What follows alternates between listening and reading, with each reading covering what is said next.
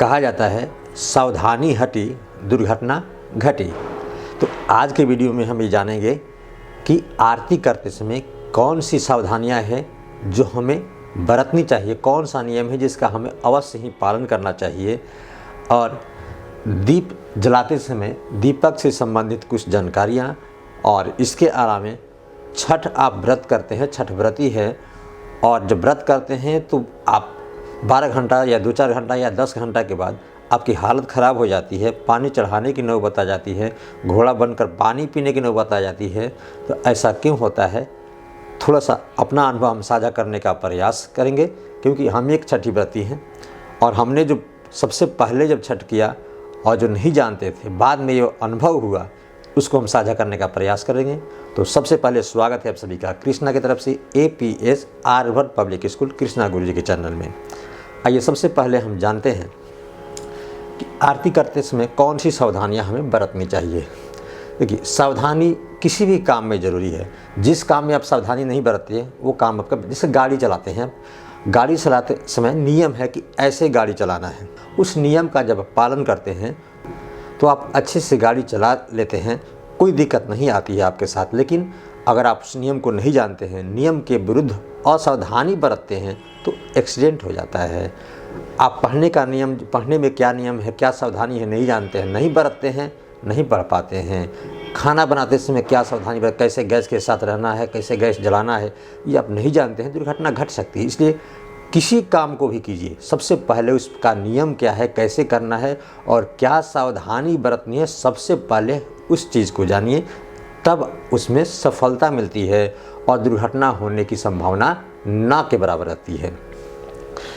तो सबसे पहले आरती करते समय, आरती जब हम करते हैं तो आरती जब तक पूर्ण न हो, धरती पर आरती को ना रखें ना। जैसे आप कपूर डालते हैं तो कपूर डालने के लिए आप एक दूसरे हाथ से कपूर को उसमें डाल दें, या फिर किसी धरती से ऊपर कोई ऐसा चीज़ है, आसन है, उस पर रखकर फिर कपूर डालें अगर दिक्कत हो रही है तो। दूसरा है कि ओम के आकार में आरती घुमाने का नियम है कि ओम के आकार, जो ओम बना रहता है, ओम के आकार में हमें आरती घुमानी चाहिए। तो ओम के आकार में हमें आरती कितनी बार घुमानी चाहिए, इसका भी नियम आता है कि आदौ पाद चतुस्तरे चौवैष्णव द्वौ नाभि देशे मुखबिंब एकम सर्वेषु च अंगेषु च सत्वारः नारतिकम भक्त जनस्तु कुर्यात्। यानी भक्तों को आरती करते समय ऐसा नियम है कि आदौ पाद, सबसे पहले शुरुआत में चतुस्तरे विष्णु, यानी विष्णु भगवान या किसी भगवान की जिनकी भी आप आरती करते हैं, उनके 4 बार पैरों पर आरती को दिखाना चाहिए। और दो नाभि देश मुख में 2 बार नाभि क्षेत्र में, नाभि की तरफ, और मुखबिंबम एकम, और मुखबिंबम यानी चेहरे पर 1 बार।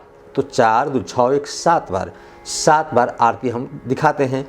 ऐसे पूरे शरीर पर हम 2 बार दिखाते हैं तो 14 बार हो जाता है। तो 14 बार आरती को दिखाना चाहिए।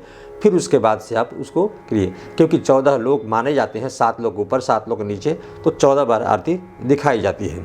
और ओम के आकार में जो हम आरती घुमाने का जो प्रावधान है, तो ओम क्या है, ओम में अ उ मा, तो अ से ब्रह्मा, उ से विष्णु और म से महेश, तीनों देव ओम में सम्माहित है। इसलिए किसी भी जब मंत्र का शुरुआत करते हैं, कोई भी मंत्र है, उसमें ओम अवश्य आता है। इसके अलावा सबसे बड़ी ज़रूरी है कि अगर आप ओम के आकार में अगर आरती घुमाने लगे, आपका ध्यान ओम बनाने में लग जाएगा, तो डर इस बात का कहीं कपड़ा न पकड़ ले, आरती न बूझ जाए। आरती भी नहीं बूझनी चाहिए। आपको ये सावधानी बरतनी है कि आरती न बूझे बीच में। तो उस समय ये देखना है कि अब अचानक ओम के आकार में जब आरती दिखाने लगेंगे और प्रयास करेंगे कि ओम बन जाए, नहीं हो पाएगा। अगर बनेगा तो फिर दिक्कत ये आएगी कि आरती, आपका ध्यान आरती से हटेगा। आप ओम बनाने के चक्कर में जो है कपड़ा भी जल सकता है, आरती कपूर गिर सकता है, कुछ भी हो सकता है। इसलिए इसको प्रयास करें। सबसे पहले इस चीज़ को कोई बताता नहीं है, सिर्फ ये कहते हैं कि ओम के आकार में आरती दिखाएं, लेकिन ओम के आकार में इतनी आसानी से आरती आप नहीं दिखा पाइएगा।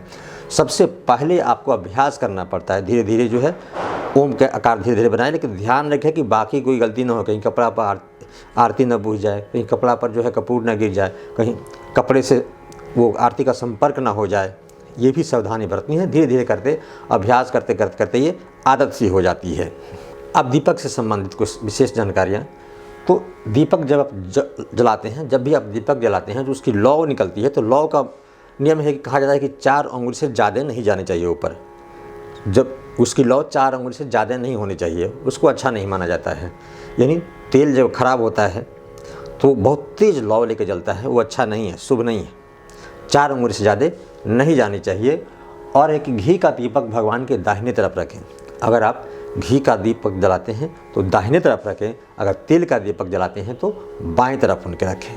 अगर आप पूरब मुखी दिया रखते हैं, दीपक का जो मुंह है उसको पूरब मुख करके जलाते हैं तो दीर्घायु होते हैं, यानी लंबी आयु। तो अगर आप चाहते हैं कि हम लंबे दिन तक से धरती पर विराजमान रहें, बहुत लंबे समय तक, तो पूरब मुखी दिया जला जाता है। ज़्यादा पूरब मुखी ही लोग दिया जलाते हैं, क्योंकि कोई मरना नहीं चाहता। सब लोग चाहते हैं कि हम बहुत दिन तक जो है एकदम निरोग रहें, स्वस्थ रहें, मस्त रहें।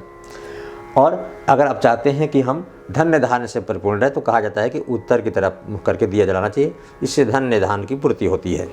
आप छठ के संबंध में कि छठ का उपवास करते हैं, तो सबसे पहले छठ व्रत करने के पहले, उपवास करने के पहले ज़्यादा खाना कभी ना खाएं।